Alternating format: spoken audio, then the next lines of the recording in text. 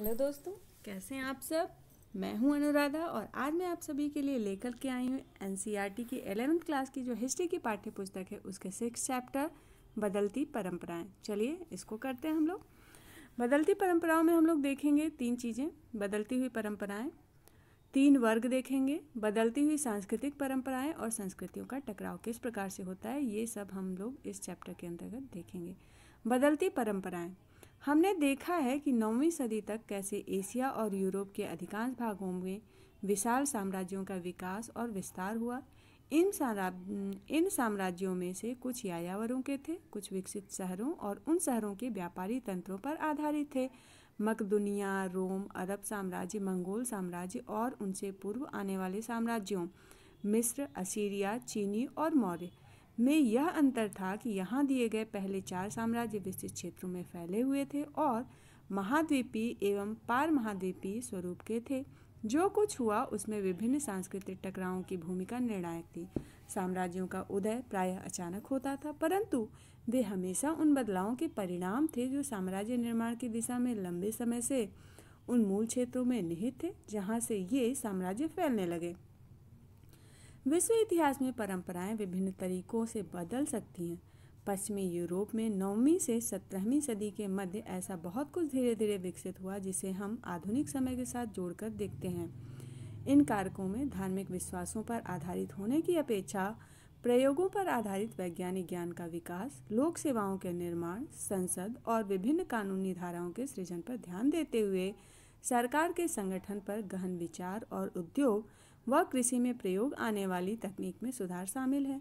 इन परिवर्तनों के परिणाम यूरोप के बाहर भी पुरजोर तरीके से महसूस किए गए। जैसा कि हमने देखा, 5वीं सदी में पश्चिम में रोमन साम्राज्य विघटित हो गया था। पश्चिमी और मध्य यूरोप में रोमन साम्राज्य के अवशेषों ने धीरे धीरे अपने को उन कबीलों की प्रशासनिक आवश्यकताओं और अपेक्षाओं के अनुसार ढाल लिया था जिन्होंने वहां पर राज्य स्थापित कर लिए थे। पूर्वी यूरोप, पश्चिमी एशिया एवं उत्तरी अमेरिका की तुलना में पश्चिमी यूरोप में नगरीय केंद्र छोटे थे। 9वीं सदी तक पश्चिमी और दक्षिणी यूरोप के वाणिज्यिक और शहरी केंद्र एक्स लंदन, रोम व सियना यद्यपि छोटे थे तथापि उनका महत्व कम नहीं था। 9वीं से 11वीं सदी के मध्य पश्चिमी यूरोप के ग्रामीण क्षेत्रों में कई महत्वपूर्ण परिवर्तन हुए। चर्च व शाही शासन ने वहाँ के कबीलों के प्रचलित नियमों और रोमन संस्थाओं में सामंजस्य स्थापित करने में मदद की। इसका सबसे अच्छा उदाहरण पश्चिमी और मध्य यूरोप में 9वीं सदी के प्रारंभ में शार्लमेन का साम्राज्य था। इसके शीघ्र पतन के पश्चात भी हंगरी वासियों व वाइकिंग लोगों के भयंकर आक्रमणों के बावजूद ये नगरीय केंद्र व व्यापार तंत्र बने रहे। Viking Scandinavia, Denmark, Norway, Sweden, Iceland के वे लोग जो 8वीं से 11वीं शताब्दी के बीच उत्तरी पश्चिमी यूरोप के क्षेत्रों पर आक्रमण करने के बाद वहां बस गए। इनमें से अधिकांश लोग समुद्री दस्यु और व्यापारी थे। इन सभी परिवर्तनों की अंतरक्रियाओं के फलस्वरूप सामंती व्यवस्था अस्तित्व में आई। सामंतवाद की पहचान थी दुर्गों व मेनर भवन के इर्द गिर्द कृषि उत्पादन। यह भूमि मेनर के लार्डों की थी जिस पर कृषक, जो कि कृषि दास थे, वो कार्य करते थे। ये वफादार होने के साथ साथ माल और सेवा प्रदान करने के प्रति वचनबद्ध होते थे। ये लार्ड बड़े लार्डों के, जो राजा के सामंत होते थे, के प्रति वचनबद्ध थे। कैथोलिक चर्च, जिसका केंद्र बिंदु पोप और उसकी व्यवस्था थी, सामंतवाद को समर्थन देता था और उनके पास अपनी भूमि भी थी। ऐसे संसार में जहाँ पर जीवन की अनिश्चितताएं, औषधियों का अल्प ज्ञान और निम्न जीवन प्रत्याशा आम बात थी, चर्च ने लोगों को व्यवहार का ऐसा तरीका सिखाया जिससे मृत्यु के बाद का जीवन सहनीय बन सके। मठों का निर्माण हुआ जहाँ पर धर्म में आस्था रखने वाले लोग अपने को कैथोलिक चर्चवासियों के निर्देशानुसार सेवा में लगाते थे। साथ ही चर्च स्पेन से बाइजेंटियम तक के मुस्लिम राज्यों में फैले विद्वता तंत्र का भाग थे। इसके अलावा वे यूरोप के अधीनस्थ राजाओं, पूर्वी भूमध्य सागर तथा सुदूर क्षेत्रों को प्रचुर मात्रा में धन संपदा उपलब्ध कराते थे। वेनिस और जिनेवा के भूमध्य सागरीय उद्यमियों से प्रेरित होकर 12वीं सदी से सामंती व्यवस्था पर वाणिज्य और नगरों का प्रभाव बढ़ता और बदलता गया। इन उद्यमियों के जहाज मुस्लिम राज्यों एवं पूर्व में बचे हुए रोमन साम्राज्य के साथ व्यापार करते रहे। इन क्षेत्रों की संपत्ति के लोभ में तथा ईसा के जीवन से जुड़े पवित्र स्थलों को मुसलमानों से आज़ाद कराने की भावना से प्रेरित होकर यूरोपीय राजाओं ने धर्म युद्ध के दौरान भूमध्य सागर के पार के स्थानों से संबंध मजबूत किए। यूरोप के आंतरिक व्यापार में सुधार हुआ, जो मेलों और बाल्टिक समुद्र तथा उत्तरी सागर के बंदरगाहों पर केंद्रित था और बढ़ती हुई जनसंख्या द्वारा प्रेरित था। वाणिज्य विस्तार के ये अवसर जीवन के मूल्य के प्रति बदलते हुए रवैये से मेल खाते थे। इस्लामी कला और साहित्य में मानव और अन्य प्राणियों के प्रति प्रचुरता से दिखाई पड़ने वाला सम्मान और बाइजेंटाइन के व्यापार द्वारा यूरोप में आने वाली यूनानी कला और विचारों ने यूरोप को संसार देखने का एक नया नज़रिया प्रदान किया। 14वीं सदी से, जिसे पुनर्जागरण कहा जाता है, विशेष रूप से उत्तरी इटली के नगरों में रईस लोग मृत्युपरांत जीवन की उपेक्षा इस जीवन से अधिक वास्ता रखने लगे। मूर्तिकार, चित्रकार और लेखक मानव और संसार की खोज में अधिक दिलचस्पी लेने लगे। ये जो चित्र है वो दक्षिणी फ्रांस में नगर एविग्नोन का है, जो कि 14वीं शताब्दी में पोप का महल था। आप देख सकते हैं कितना विस्तृत विशाल है, कितना खूबसूरत है। और जो दूसरा ये चित्र आप देख रहे हैं, यह 15वीं शताब्दी में वेनिस में डोंगे का महल है। ये 15वीं सदी के अंत तक इस तरह की परिस्थितियों ने यात्रा और खोजों को अभूतपूर्व ढंग से बढ़ावा दिया। कई खोज यात्राएं शुरू हुई। स्पेनवासी और पुर्तगाली, जो उत्तरी अफ्रीका के साथ व्यापार करते थे, पश्चिमी अमेरिका के तट पर और दक्षिण में जाने लगे। इस तरह उत्तमांशा अंतरीप होते हुए वे भारत पहुंचे, जो यूरोप में मसालों के एक महत्वपूर्ण स्रोत के रूप में प्रसिद्ध था। कोलंबस ने भारत के लिए एक पश्चिमी मार्ग खोजने का प्रयास किया और 1492 ईस्वी में एक द्वीप पर पहुंचा, जिसे यूरोप वासियों ने वेस्ट इंडीज का। दूसरे खोजकर्ताओं ने आर्कटिक की ओर से भारत और चीन के लिए उत्तरी मार्ग खोजने का प्रयास किया।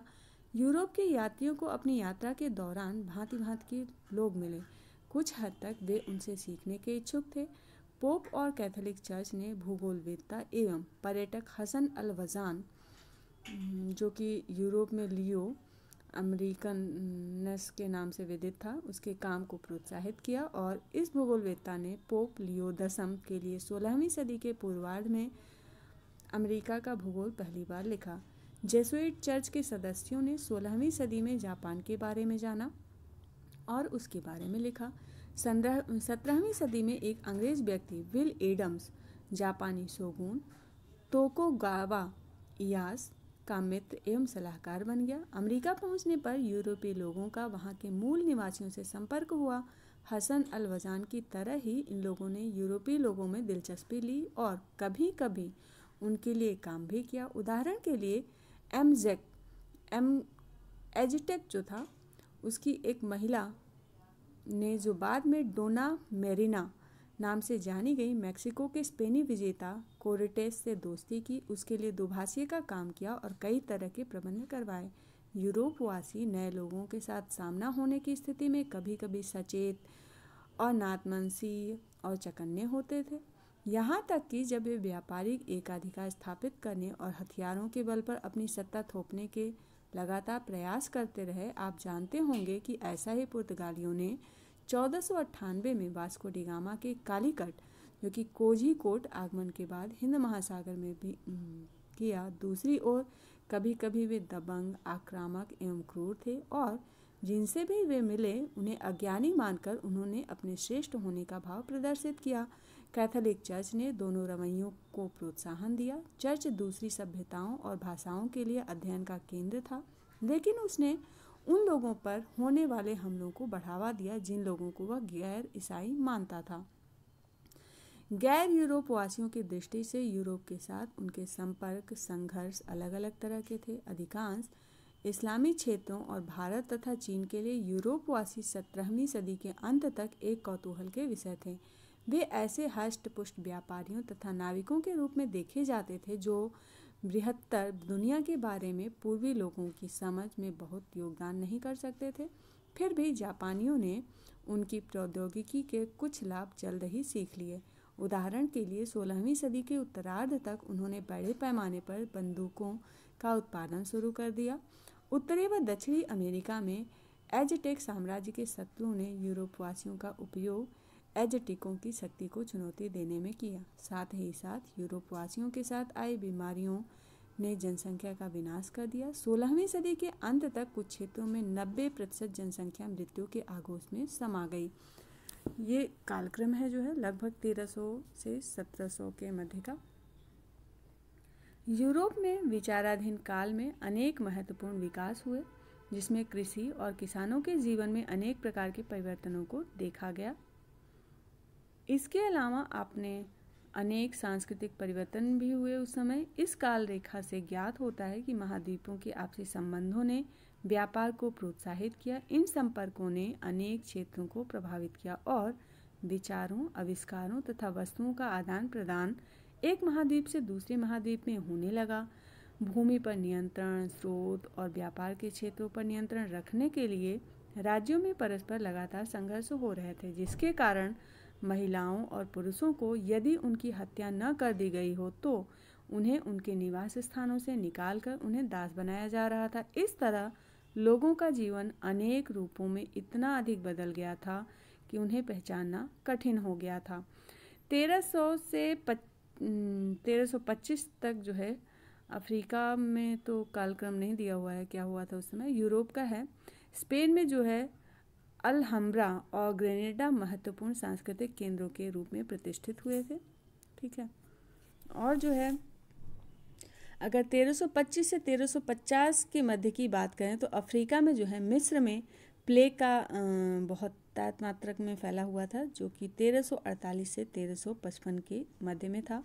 और यूरोप में जो है इंग्लैंड और फ्रांस के मध्य शतवर्षीय युद्धों जो कि 1337 से 1453 तक चला था, और संपूर्ण यूरोप में ब्लैक डेथ एक प्रकार का प्लेग का ही प्रकोप था, वो फैला हुआ था। और 1350 से 75 के मध्य में जो है अफ्रीका में इब्न बतूता द्वारा सहारा की खोज की गई थी, और जो यूरोप था वहाँ पे फ्रांस के किसानों ने ऊंचे करों का विरोध किया था 1358 ईस्वी में। और जो है 1375 से 1400 के मध्य में यूरोप में जो है ब्रिटेन में किसानों का विद्रोह हुआ था, जो कि 1381 में हुआ था। और जॉफरी चासर ने द कैंटरबरी टेल्स की रचना की, जो अंग्रेजी भाषा की प्राचीनतम कृति थी। ठीक है, और हम अगर बात करें 1425 से 50 के मध्य में जो है अफ्रीका में पुर्तगालियों ने दास व्यापार जो कि 1442 से शुरू हुआ था उसको प्रारंभ किया था, और इंग्लैंड में इसके मध्य में कुछ खास नहीं हुआ था। 1450 से 75 के मध्य में अफ्रीका में जो है पश्चिमी अफ्रीका में सोंघाई साम्राज्य की स्थापना हुई थी, जिसका उद्देश्य सहारा के पार व्यापार का जाल बिछाना था। पुर्तगालियों का अफ्रीका के पश्चिमी तटवर्ती क्षेत्रों में आक्रमण और बस्तियों की स्थापना की थी, जो कि 1471 के बाद हुई थी। और इंग्लैंड में जो है यूरोप में पहली मुद्रित पुस्तक का निर्माण इटली के लियोनार्डो दा विंसी, जो कि 1452 से 1519 के मध्य में थे। चित्रकार, वास्तुविद और अनेक अन्वेषक जो है इस समय उत्पन्न हुए थे। 1475 से 1500 के मध्य में जो है पुर्तगालियों ने बोकोंगो राजा को ईसाई बनाया था, और यूरोप में जो है इंग्लैंड में 1485 में ट्यूडर वंश की स्थापना हुई थी। ठीक है, 1500 से 1525 के मध्य में अफ्रीका में अफ्रीकी गुलामों का अमेरिका में गन्ने की खेती के लिए ले जाया गया, और जो कि 1510 में किया गया। और ऑटोमन तुर्की ने मिस्र पर विजय प्राप्त की थी 1517 ईस्वी में। और जो है यूरोप में अगर देखा जाए तो दक्षिणी अमेरिका में उपजी कॉफ़ी को यूरोप में पहली बार 1517 में, और तंबाकू, चॉकलेट, टमाटर और तुर्की का भी पहली बार प्रयोग किया गया। मार्टिन लूथर ने कैथोलिक चर्च में सुधार किए थे। और जो है अगर 1525 से 1550 के मध्य में यूरोप में बात करें तो कोपरनिकस ने सौर परिवार सिद्धांत को प्रस्तुत किया था 1543 ईस्वी में। और 1550 से 75 के मध्य में जो है यूरोप में ही विलियम शेक्सपियर पैदा हुए थे, उनका काल था ये 1564 से 1616 तक, जो कि इंग्लैंड के एक नाटककार थे, बहुत ही प्रसिद्ध थे।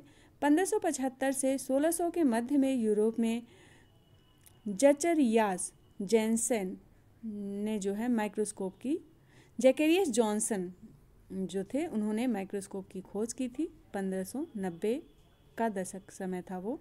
1625 के मध्य में अफ्रीका में नाइजीरिया का ओयू राज्य अपने चरम शिखर पर था। यहाँ धातु कर्म के अनेक केंद्र थे और प्रथम उपन्यास जो है डॉन क्विक्सोट को जो है स्पेनी भाषा में 1605 में लिखा गया था इसी समय पर।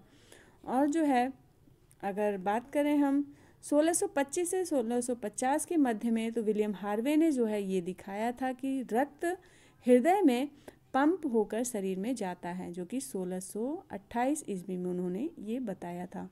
1650 से 75 के मध्य में पुर्तगालियों ने कोंगो राज्य को नष्ट कर दिया था 1662 ईस्वी में। और लुई 14वां फ्रांस का शासक बना था और जो कि 1638 से 1715 तक था। ठीक है। और जो है 1675 से 1700 के मध्य में जो है यूरोप में पीटर महान जो थे 1682 से 1725 के मध्य में यूरूस का आधुनिकीकरण उन्होंने किया था। ठीक है। और अगर हम एशिया के परिप्रेक्ष्य में और दक्षिणी एशिया के परिप्रेक्ष्य में देखें तो फिर 1325 के मध्य में दोनों ही जगह कुछ खास नहीं हुआ था। और 1325 से 1350 के मध्य में जो है दक्षिणी एशिया में विजयनगर साम्राज्य की स्थापना हुई थी 1336 ईस्वी में। ठीक है। 1350 से 1375 ईस्वी में एशिया में चीन में मिंग राजवंश जो कि 1368 ईस्वी में था उसकी स्थापना हुई थी। और दक्षिणी एशिया में कुछ खास नहीं हुआ था इस समय। 1375 से 1400 में कुछ खास नहीं हुआ था। ठीक है। और 1400 से 1425 के मध्य में जो है दक्षिण एशिया में क्षेत्रीय सुल्तानों का अभ्युदय हुआ था। और 1450 से 1475 के मध्य में ऑटोमन तुर्कों का कुस्तुनतुनिया पर अधिकार हुआ था 1453 ईस्वी में। 1475 से 1500 के मध्य में वास्को डी गामा जो है भारत आया था। कब आया था? 1498 ईस्वी में। ठीक है।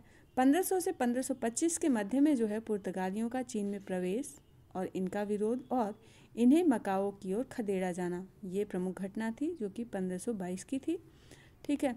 1525 से 1550 के मध्य में बाबर ने जो है उत्तरी भारत में मुगल साम्राज्य की स्थापना की। पानीपत का प्रथम युद्ध जो है 1526 ईस्वी में ही हुआ था। 1550 से 75 के मध्य में अगर देखा जाए तो अकबर जो है 1556 से 1605 तक उसने मुगल शासन को संगठित किया था। 1575 से 1600 के मध्य में जो है प्रथम काबुकी नाटक जापान में प्रस्तुत किया गया। 1586 ईस्वी में फारस के शाह अब्बास जो कि 1587 से 1629 ने यूरोपीय सैन्य प्रशिक्षण प्रणाली को लागू किया था। और 1600 से 1625 में जो है जापान में तोकुगावा शोगुनेट की स्थापना 1603 में हुई थी। इसी समय जो है ब्रिटिश ईस्ट इंडिया कंपनी की भी स्थापना हुई थी 1600 में। 1625 से 50 के मध्य में डच लोगों को छोड़कर समस्त यूरोपीय व्यापारियों को जापान से व्यापार करने पर रोक लगाई गई 1637 में। चीन में मंचू शासक जो कि 1644 से आगे थे 300 वर्षों तक रहा। यूरोप में चीन की चाय और रेशम की मांग में बढ़ोतरी हुई थी और ताजमहल का निर्माण भी जो है इसी समय हुआ था 1632 से 1653 के मध्य में। ठीक है। तो ये रही कुछ घटनाएं एशिया और दक्षिण एशिया की। अब अमेरिका और ऑस्ट्रेलिया की घटनाएं देख लेते हैं हम लोग। 1325 के मध्य में अमेरिका में जो है टेनोंटिटलान मैक्सिको की एज़टेक राजधानी जो कि 1325 में थी, यहाँ के भवनों, मंदिरों, सिंचाई प्रणालियों तथा लेखा प्रणाली क्विपो के लिए विख्यात है। ठीक है। ऑस्ट्रेलिया और प्रशांत महासागर सागरीय द्वीप में इस समय कुछ खास घटना नहीं हुई थी।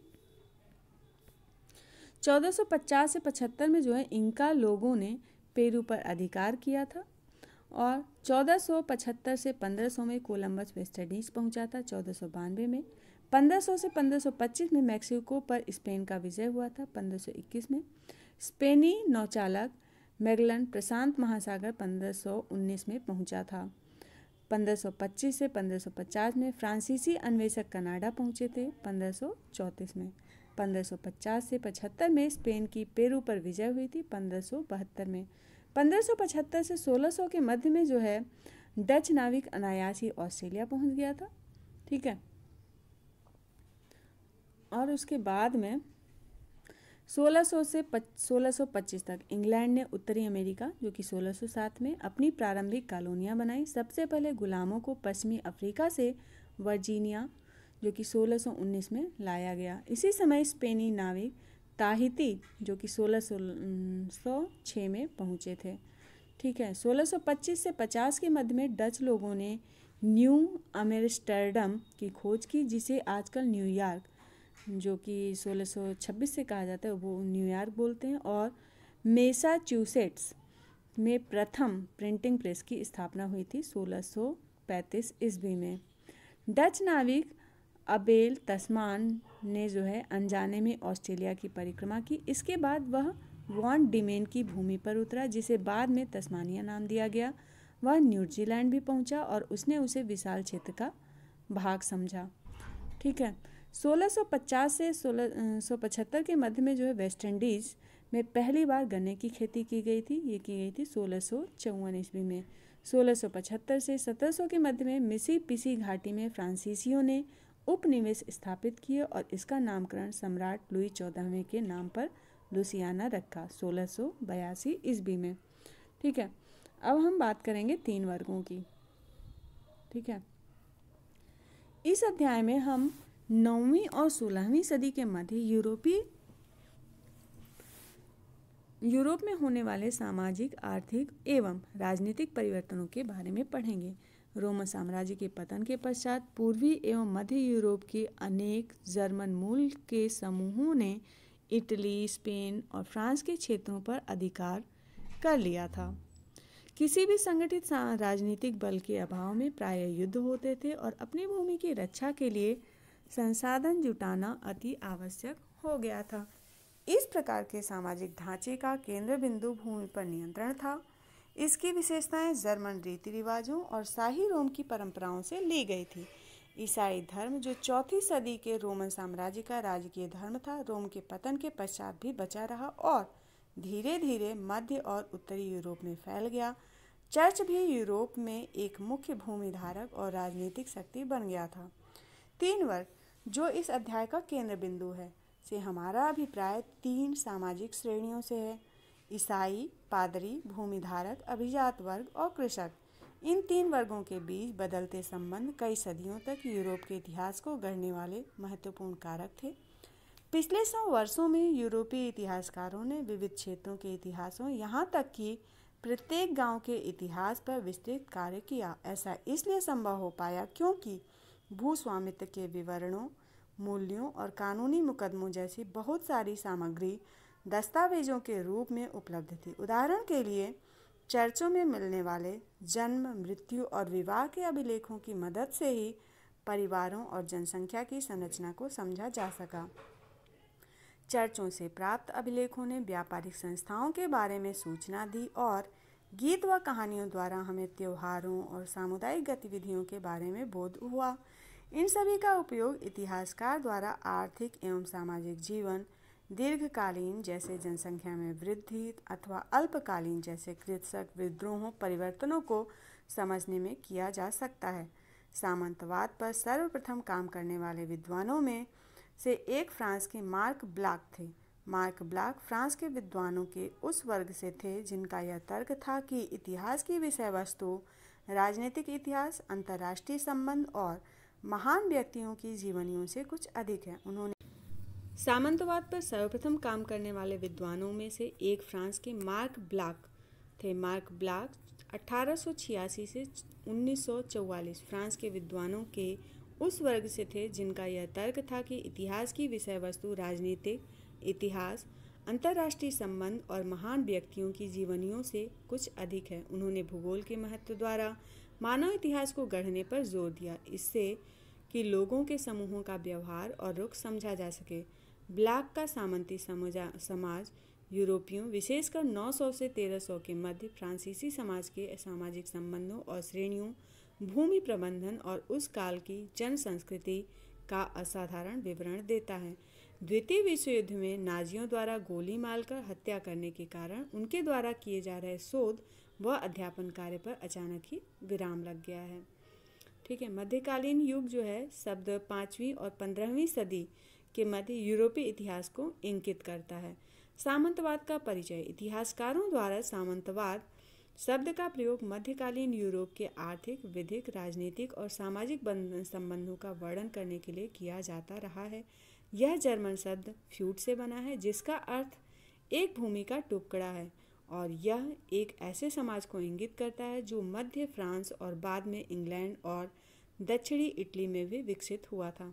यहाँ पे आप चित्र में देख सकते हैं पश्चिमी यूरोप का चित्र, जहाँ पे स्कॉटलैंड, इंग्लैंड जो कि लंदन, इंग्लिश चैनल, उत्तरी सागर, जर्मन राज्य, बरगंडी, ऑस्ट्रिया, ठीक है, इटली के राज्य हैं, स्पेन है, सब कुछ यहाँ पे दिया हुआ है। ये चित्र है पश्चिमी यूरोप का।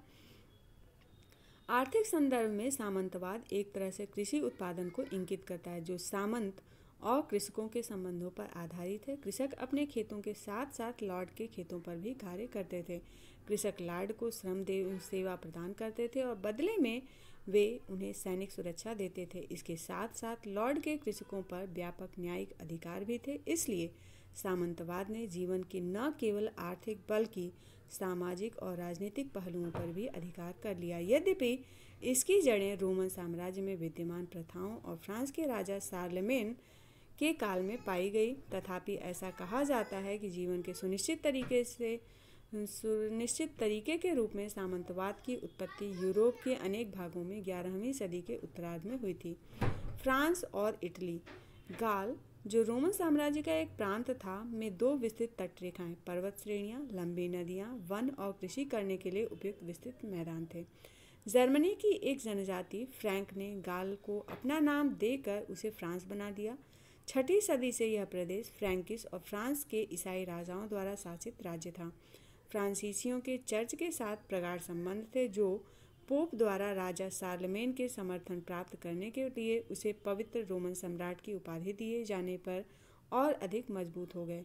कुस्तुनतुनिया में रहने वाले पूर्वी चर्च के प्रधान के भी बाइजेंटियम के सम्राट के साथ समान संबंध थे। एक संकरे जलमार्ग के पार स्थित इंग्लैंड स्कॉटलैंड द्वीपों को 11वीं सदी में फ्रांस के एक प्रांत नारमंडी के राजकुमार द्वारा जीत लिया गया था। अगर फ्रांस का प्रारंभिक इतिहास देखें तो 481 में जो है क्लोविस फ्रैंक लोगो का राजा बना। 486 में लोकोविस और फ्रैंक ने उत्तरी गाल पर विजय अभियान प्रारंभ किया। 496 में जो है क्लोविस और फ्रैंक लोग धर्म परिवर्तन करके ईसाई बने। 714 में चार्ल्स मार्टल राजमहल का मेयर बना और 751 में मार्टल का पुत्र पेपिन फ्रैंक लोगों के शासक को अपदस्थ करके जो है शासक बना।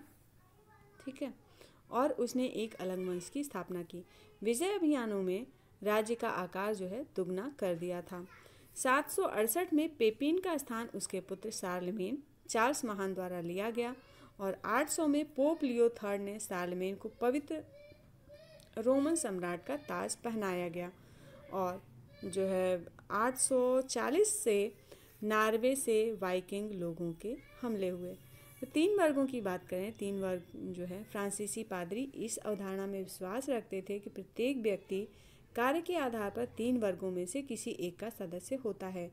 एक बिशप ने कहा, यहाँ वर्ग क्रम है, कुछ प्रार्थना करते हैं, दूसरे लड़ते हैं और शेष अन्य कार्य करते हैं। इस तरह समाज मुख्य रूप से 3 वर्ग पादरी, अभिजात और कृषक वर्ग से बना था। 12वीं सदी में बिंगेन के आबेस हिल्डेगार्ड ने लिखा, कौन चरवाहा अपने समस्त पशुओं, गायों, गधों, भेड़ों, बकरियों को कोई अंतर किए बिना एक अस्तबल में रखने की सोचेगा। इसीलिए मनुष्यों में भी अंतर स्थापित करना आवश्यक है, जिससे वे एक दूसरे को तबाह न करें। ईश्वर अपने रेवण में अंतर रखता है, चाहे स्वर्ग पर अथवा पृथ्वी पर। उसके द्वारा सबको प्यार मिलता है, परंतु उनमें कोई समानता नहीं है। आबे शब्द जो है सीरिया के अबा से लिया गया है, जिसका अर्थ पिता है।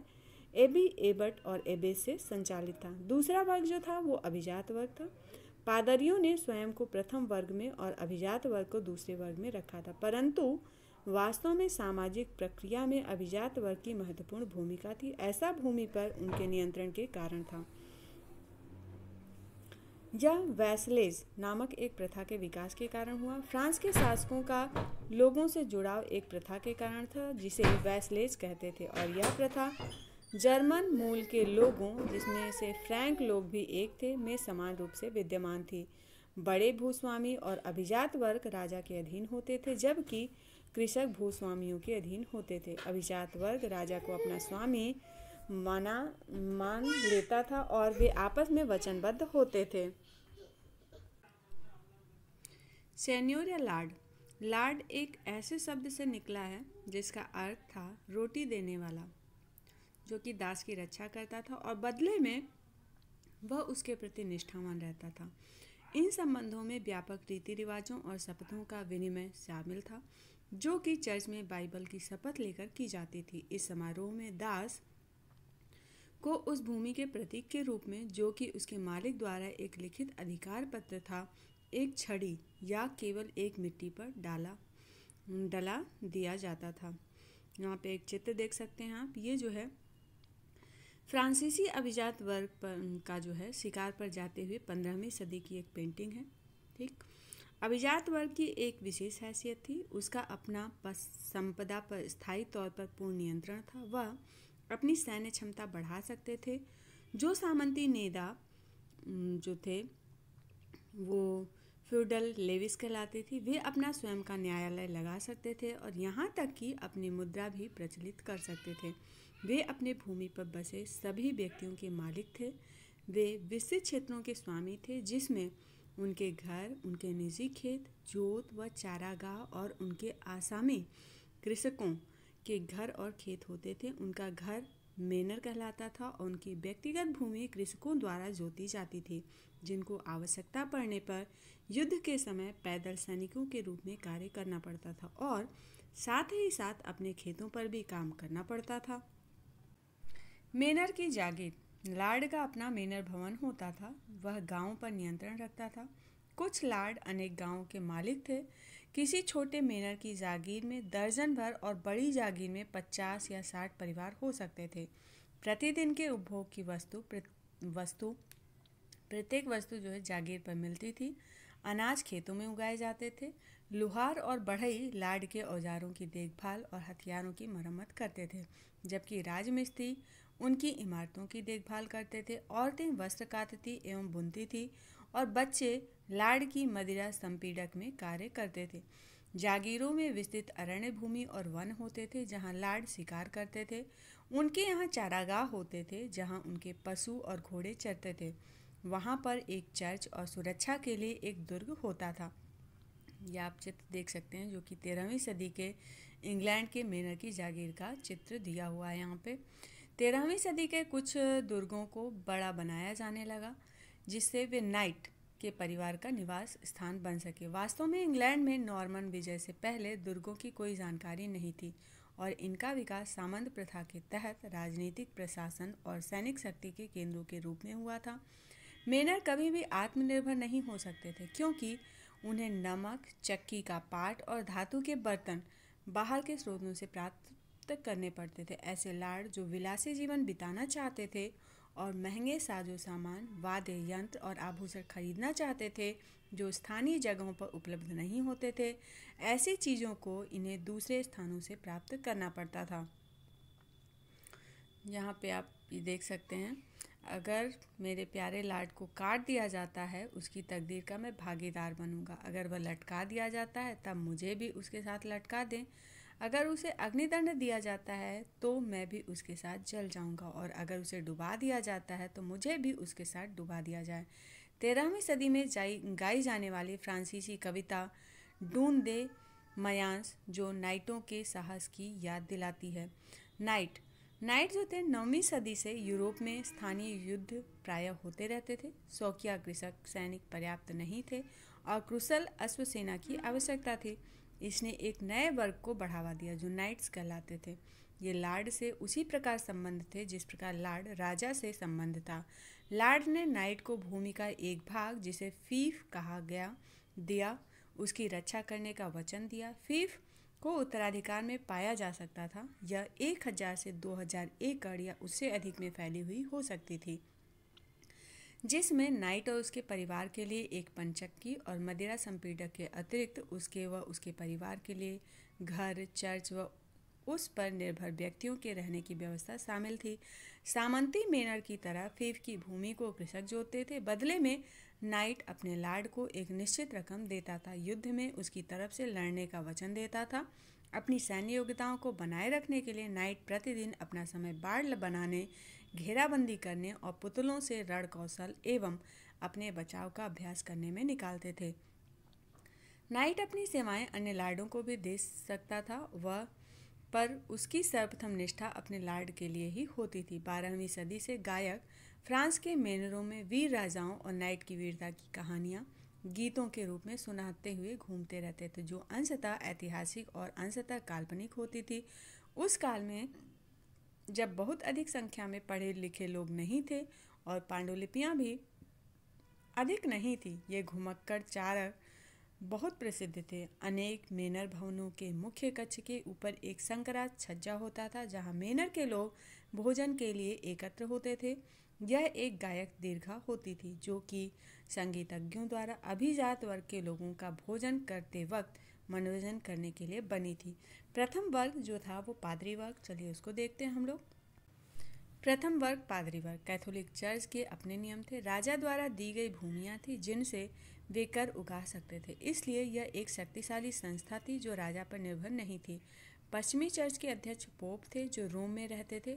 यूरोप में ईसाई समाज का मार्गदर्शन बिशपों और पादरियों द्वारा किया जाता था, जो प्रथम वर्ग के अंग थे। अधिकतर गांवों में अपने चर्च हुआ करते थे, जहां पर प्रत्येक रविवार को लोग पादरी के धर्मोपदेश सुनने तथा सामूहिक प्रार्थना करने के लिए इकट्ठा होते थे। प्रत्येक व्यक्ति पादरी नहीं हो सकता था, जैसे कृषि दास पर प्रतिबंध था। शारीरिक रूप से बाधित व्यक्तियों पर और स्त्रियों पर भी प्रतिबंध था। जो पुरुष पादरी बनते थे वे शादी नहीं कर सकते थे। धर्म के क्षेत्र में बिशप अभिजात माने जाते थे। बिशपों के पास भी लॉर्ड की तरह विस्तृत जागीरें थी और वे शानदार महलों में रहते थे। चर्च को 1 वर्ष के अंतराल में कृषि से उसकी उपज का 10वां भाग लेने का अधिकार था, जिसे टीथ कहते थे। अमीरों द्वारा अपने कल्याण और मरणोपरांत अपने रिश्तेदारों के कल्याण हेतु दिया जाने वाला दान भी आय का एक स्रोत था।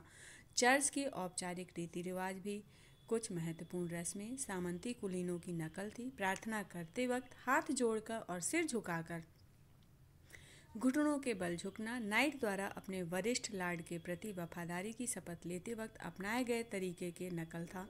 इसी प्रकार ईश्वर के लिए लॉर्ड शब्द का प्रचलन एक उदाहरण था, जिसके द्वारा सामंती संस्कृति चर्च की उपासना कक्षों में प्रवेश करने लगे। इस प्रकार अनेक सांस्कृतिक सामंती रीति रिवाजों और तरीकों को चर्च की दुनिया में अपना लिया गया था। मोनेस्ट्री शब्द जो है ग्रीक भाषा के शब्द मोनोस से बना है, जिसका अर्थ है ऐसा व्यक्ति जो अकेला रहता है। ठीक है, भिक्षु या मोनेस्ट्री। चलिए अब इसको देखते हैं हम लोग।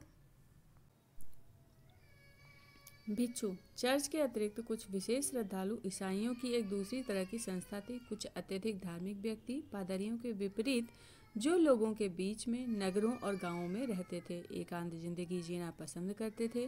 वे धार्मिक समुदायों में रहते थे जिन्हें एबी या मोनेस्ट्री कहते थे। मठ मतलब कि मोनेस्ट्री मठ कहते थे, और जो अधिकतर मनुष्य की आम आबादी से बहुत दूर होते थे। 2 सबसे अधिक प्रसिद्ध मठों में एक मठ जो है 529 में इटली में स्थापित सेंट बेनेडिक्ट था। दूसरा जो है 910 में बरगंडी में स्थापित क्लूनी था। कौन से हो गए? इटली में बेनेडिक्ट और बरगंडी में क्लूनी। ठीक है। भिक्षु अपना सारा जीवन आबे में रहने और समय प्रार्थना करने, अध्ययन और कृषि जैसे शारीरिक श्रम में लगाने का व्रत लेता था। पादरी कार्य के विपरीत भिक्षु की जिंदगी पुरुष और स्त्रियां दोनों ही अपना सकते थे। ऐसे पुरुष को मोंक और स्त्रियों को नन कहते थे, नन कहलाती थी वो। कुछ आबों को छोड़कर ज़्यादातर में एक ही लिंग के व्यक्ति रह सकते थे। पुरुषों और महिलाओं के लिए अलग अलग आबे थे। पादरियों की तरह भिक्षु और भिक्षुणियां भी विवाह नहीं कर सकती थी। 10 या 20 पुरुष या स्त्रियों के छोटे समुदाय से बढ़कर मठ अब सैकड़ों की संख्या में समुदाय बन गए, जिसमें बड़ी इमारतें और भूजागीरों के साथ साथ स्कूल या कॉलेज और अस्पताल संबद्ध थे। इन समुदायों ने कला के विकास में योगदान दिया। आबेस हिल्डेगार्ड एक प्रतिभाशाली संगीतज्ञ था जिसने चर्च की प्रार्थनाओं में सामुदायिक गायन की प्रथा के विकास में महत्वपूर्ण योगदान दिया। 13वीं सदी से भिक्षुओं के कुछ समूह, जिन्हें फ्रायर कहते थे, उन्होंने मठों में न रहने का निर्णय लिया। वे एक स्थान से दूसरे स्थान पर घूम घूम कर लोगों को उपदेश देते और दान से अपनी जीविका चलाते थे। ये जो है इंग्लैंड में फार्नबरो में सेंट माइकल की बेनेडिक्टी आबे है, आप देख सकते हैं चित्र में। बेनेडिक्टी जो है मठों में भिक्षुओं के लिए एक हस्तलिखित पुस्तक होती थी जिसमें नियमों के 73 अध्याय थे। इसका पालन भिक्षुओं द्वारा कई सदियों तक किया जाता रहा है। इस पुस्तक के कुछ नियम इस प्रकार हैं। अध्याय 6 में भिक्षुओं को बोलने की आज्ञा कभी कभी ही दी जानी चाहिए। अध्याय 7 में है विनम्रता का अर्थ है आज्ञा पालन। अध्याय 33 में किसी भी भिक्षु को निजी संपत्ति नहीं रखनी चाहिए। अध्याय 47 में है आलस्य आत्मा का शत्रु है, इसीलिए भिक्षु और भिक्षुणियों को निश्चित समय में शारीरिक श्रम और निश्चित घंटों में पवित्र पाठ करना चाहिए। अध्याय 48 में जो है मठ इस प्रकार बनाने चाहिए कि आवश्यकता की समस्त वस्तुएं, जल, चक्की, उद्यान, कार्यशाला सभी जो है उसकी सीमा के अंदर ही हों। ये जो है पांडुलिपि पर कार्य करते हुए बेनेडिक्ट भिक्षु का एक काष्ठ चित्र है, आप देख सकते हैं। 14वीं सदी तक आते आते मठवाद के महत्व और उद्देश्य के बारे में कुछ शंकाएं व्याप्त होने लगी। इंग्लैंड में लैंगलैंड की कविता पियर्स प्लाउमैन, जो कि 1360 से 70 के मध्य में थे, उन्होंने उस समय में कुछ भिक्षुओं के आरामदायक एवं विलासितापूर्वक जीवन की साधारण कृषकों, गड़रियों और गरीब मजदूरों के विशुद्ध विश्वास से तुलना की है। इंग्लैंड में भी चासर ने कैंटरबरी टेल्स लिखी। नीचे जो है बॉक्स में उद्धरण देख करके, जिसमें भिक्षुड़ी जो है नन, भिक्षु या मोंक और फ्रायर का हास्यास्पद चित्र दिखाया गया है, उसमें आप चित्र में देख सकते हैं। चर्च और समाज। यद्यपि यूरोपवासी ईसाई बन गए थे, पर उन्होंने अभी भी कुछ हद तक चमत्कार और रीति रिवाजों से जुड़े अपने पुराने विश्वासों को नहीं छोड़ा था। 4वीं सदी से ही क्रिसमस और ईस्टर कैलेंडर की महत्वपूर्ण तिथियां बन गए थे। 25 दिसंबर को बनाए जाने वाले ईसा मसीह के जन्मदिन ने एक पुराने पूर्व रोमन त्योहार का स्थान ले लिया। इस तिथि की गणना सौर पंचांग सोलर कैलेंडर के आधार पर की गई थी। ईस्टर ईसा के शूलारोपण और उनके पुनर्जीवित होने का प्रतीक था, परंतु उसकी तिथि निश्चित नहीं थी क्योंकि इसने चंद्र पंचांग मतलब कि लूनर कैलेंडर पर आधारित एक प्राचीन त्योहार का स्थान लिया था, जो लंबी सर्दी के पश्चात वसंत के आगमन का स्वागत करने के लिए मनाया जाता था। परंपरागत रूप में उस दिन प्रत्येक गांव के व्यक्ति अपनी गांव की भूमि का दौरा करते थे। ईसाई धर्म के आने पर भी उन्होंने इसे जारी रखा, पर अब वे इसे ग्राम के स्थान पर पेरिस, जो कि एक पादरी की देखरेख में आने वाला क्षेत्र था, वो कहने लगे थे। काम से दबे कृषक इन पवित्र दिनों या छुट्टियों का स्वागत इसलिए करते थे क्योंकि इन दिनों उन्हें कोई काम नहीं करना पड़ता था। वैसे तो यह दिन प्रार्थना करने के लिए था, परंतु लोग सामान्यतः इसका अधिकतर समय मौज मस्ती करने और दावतों में बिताते थे। तीर्थ यात्रा ईसाइयों के जीवन का एक महत्वपूर्ण हिस्सा था और बहुत से लोग शहीदों की समाधियों या बड़े गिरजाघरों की लंबी यात्राओं पर जाते थे। दूर दूर तक विभिन्न तीर्थ स्थलों का भ्रमण करने वाला भिक्षु जो है अप्रैल के महीने में जब मधु वृष्टि होती है और मार्च की शुष्कता को जड़ से भेद जाती है और जब नन्ही चिड़ियां संगीत सुनाती हैं जो कि उनके चक्षु में रात बिता देती है, इस तरह प्रकृति उन्हें प्रेरित करती है और उनके हृदय को आकर्षित करती है। जब लोग तीर्थ यात्रा पर जाने की आकांक्षा रखते हैं और घुमक्कड़ भिक्षु दूरस्थ उपासना स्थलों से सर्वत्र पूजित संतों के दर्शन की अभिलाषा करते हैं और विशेष रूप से इंग्लैंड के प्रत्येक प्रांत से कैंटरबरी की अपनी यात्रा पर निकल पड़ते हैं। ये जो है जेफरी चासर जो कि 1340 से 1400 ईस्वी के मध्य में थे, द कैंटरबरी टेल्स ने बोला है। इस काव्यकृति की रचना मूल रूप से मध्यकालीन अंग्रेजी में की गई थी। यहाँ इसका हिंदी रूपांतरण करने का प्रयास किया गया है। ठीक है, तीसरा वर्ग जो था वो था किसान, स्वतंत्र और बंधक। अब जो है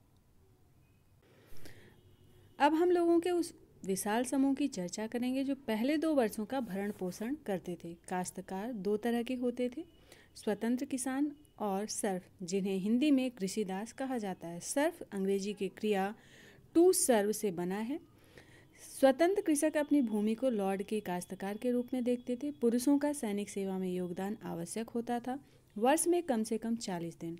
कृषकों के परिवारों को लॉर्ड की जागीरों पर जाकर काम करने के लिए सप्ताह के 3 या उससे अधिक कुछ दिन निश्चित करने पड़ते थे। इस श्रम से होने वाला उत्पादन, जिसे श्रम अधिशेष लेबर रेंट कहते थे, सीधे लॉर्ड के पास जाता था। इसके अतिरिक्त उनसे अन्य श्रम कार्य जैसे गड्ढे खोदना, जलाने के लिए लकड़ियाँ इकट्ठी करना, बाड़ बनाना और सड़कें व इमारतों की मरम्मत करने की भी उम्मीद की जाती थी और इनके लिए उन्हें कोई मजदूरी नहीं मिलती थी। खेतों में मदद करने के अतिरिक्त स्त्रियों व बच्चों को अन्य कार्य भी करने पड़ते थे। वे सूत काटते, कपड़ा बुनते, मोमबत्ती बनाते और लाड़ के उपयोग हेतु अंगूरों से रस निकालकर मदिरा तैयार करते थे। इसके साथ ही एक प्रत्यक्ष कर टैली था जिसे राजा कृषकों पर कभी कभी लगाते थे। पादरी और अभिजात वर्ग इस कर से मुक्त थे। कृषिदास अपने गुजारे के लिए जिन भूखंडों पर कृषि करते थे वो लाड़ के स्वामित्व में थे, इसीलिए उनकी अधिकतर उपज भी लाड़ को ही मिलती थी।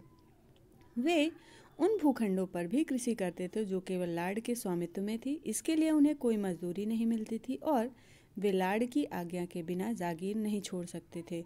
लाड़ कई तरह के एकाधिकार का दावा करते थे, हालांकि इससे कृषिदासों को हानि हो सकती थी। सर्फ केवल अपने लाड़ की चक्की में ही आटा पीस सकते थे, उनके तंदूर में ही रोटी सेक सकते थे और उनकी मदिरा संपीडक में ही आसमान मदिरा और बियर तैयार कर सकते थे।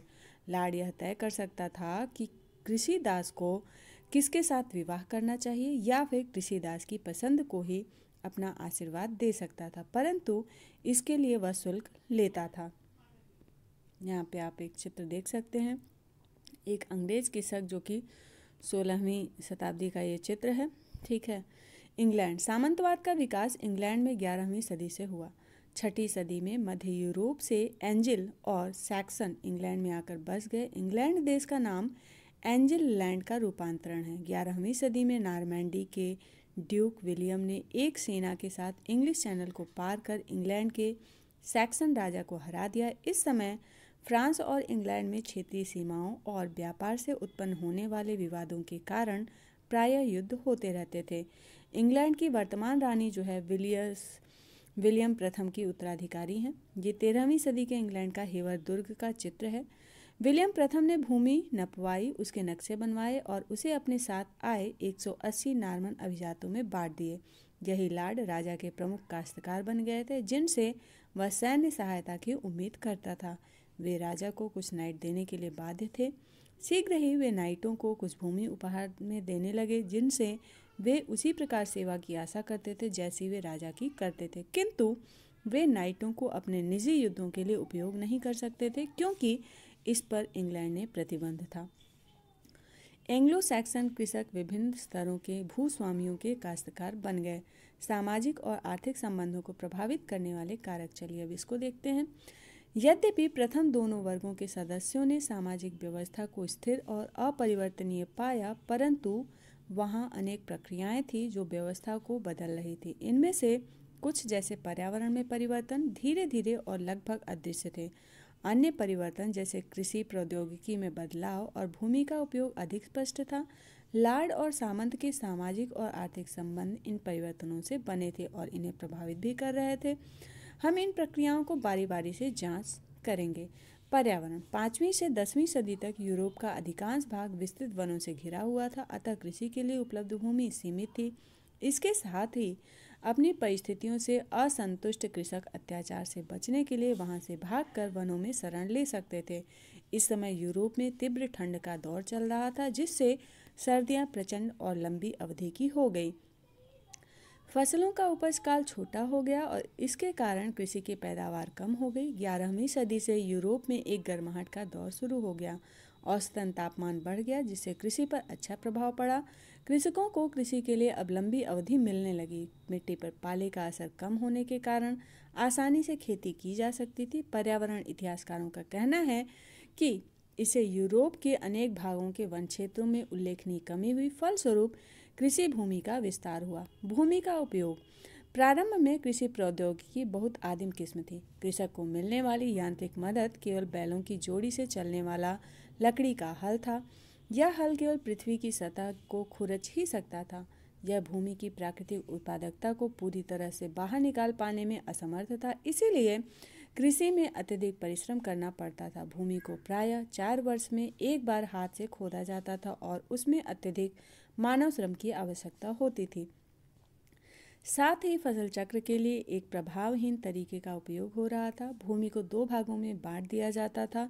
एक भाग में शरद ऋतु में सर्दी का गेहूं बोया जाता था, जबकि दूसरी भूमि को परती या खाली रखा जाता था। अगले वर्ष परती भूमि पर राई बोई जाती थी, जबकि दूसरा आधा भाग अब खाली कर रखा जाता था। इस व्यवस्था के कारण मिट्टी की उर्वरता का धीरे धीरे ह्रास होने लगा और प्रायः अकाल पड़ने लगा।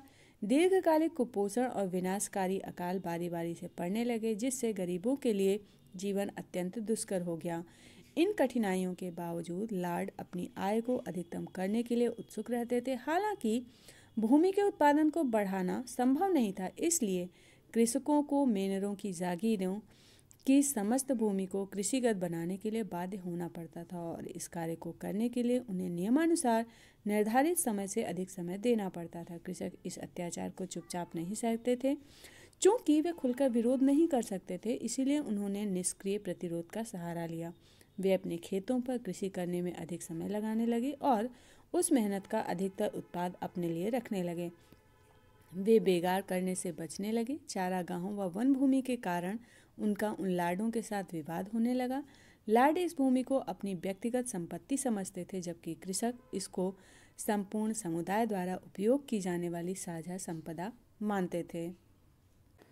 नई कृषि प्रौद्योगिकी। 11वीं सदी तक विभिन्न प्रौद्योगिकों में बदलाव के प्रमाण मिलते हैं। मूल रूप से लकड़ी के बने हल के स्थान पर लोहे के भारी नोक वाले हल और सांचेदार पटरे का उपयोग होने लगा। ऐसे हल अधिक गहरा खोद सकते थे और सांचेदार पटरे सही ढंग से ऊपरी मृदा को पलट सकते थे। इसके फलस्वरूप भूमि में व्याप्त पौष्टिक तत्वों का बेहतर उपयोग होने लगा। पशुओं को हल में जोतने के तरीकों में सुधार हुआ। गले के स्थान पर जुआ अब कंधे पर बांधा जाने लगा। इससे पशुओं को अधिक शक्ति मिलने लगी। घोड़े के खुरों पर अब लोहे की नाल लगाई जाने लगी, जिससे उनके खुर सुरक्षित हो गए।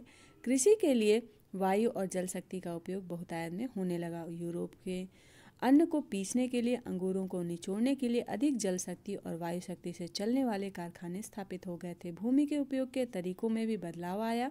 सबसे क्रांतिकारी था 2 खेतों वाले व्यवस्था के 3 खेतों वाली व्यवस्था में परिवर्तन।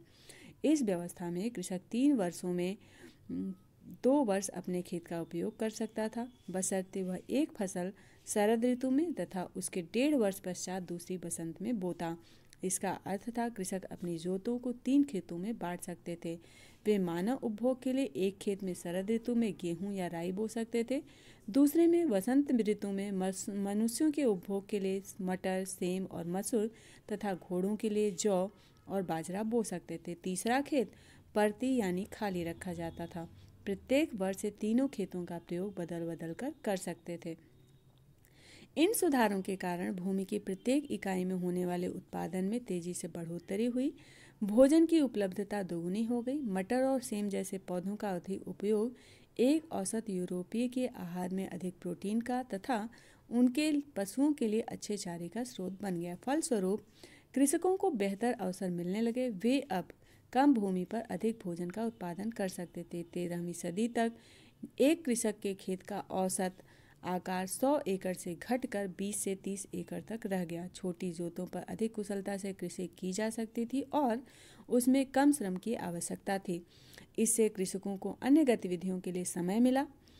इनमें से कुछ प्रौद्योगिकी बदलाव में अधिक धन लगता था। कृषकों के पास पनचक्की और पवन चक्की स्थापित करने के लिए पर्याप्त धन नहीं था, इसलिए इस मामले में पहल लॉर्डों द्वारा की गई।